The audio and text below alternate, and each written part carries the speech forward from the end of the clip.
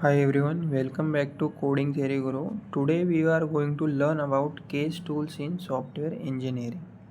Okay, so first of all, what is case? Okay, case stands for computer aided software engineering. Okay, it simply means using software tools to help in developing, testing, and maintaining other software.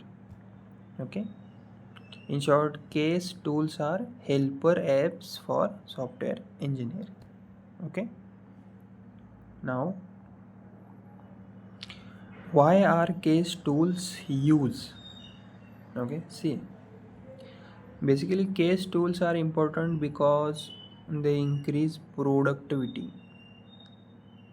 Increase productivity means work gets done faster. Okay.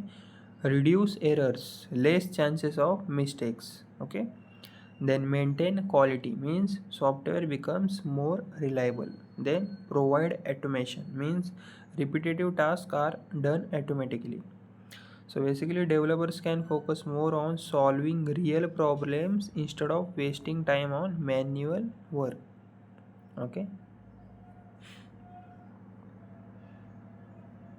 Then see types of case tools. See there are basically three types of case tool. First one is uppercase tool. Okay, means used in the early phases of software development like planning, analysis, and design. Okay, then example diagramming tools, requirement analysis tools. Then lowercase tools means used in later phases like coding, testing, and maintenance. Okay, lowercase tool means used in later phases like coding, testing, and maintenance. Example is code generators, debugging tools, and testing automation tools. Okay, third one is integrated case tools means these support the entire software development life cycle from start to end. Okay, integrated case tools means these support the entire software development life cycle from start to end. Example is tools that provide modeling, coding, testing, and project management all in one. Okay, so see examples of case tools. Some popular case tools like rational rows, okay, for UML diagrams. Then enterprise architect for modeling and design. Then Selenium or HP Quality Center for testing automation. Then Git and Jenkins for version control and continuous integration. Now we can see advantages of case tools.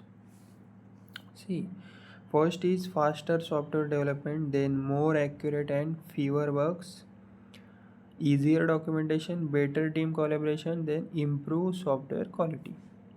Okay, then we can see disadvantages of case tools. First is some tools are expensive, then need training to use effectively, then may increase complexity if overuse.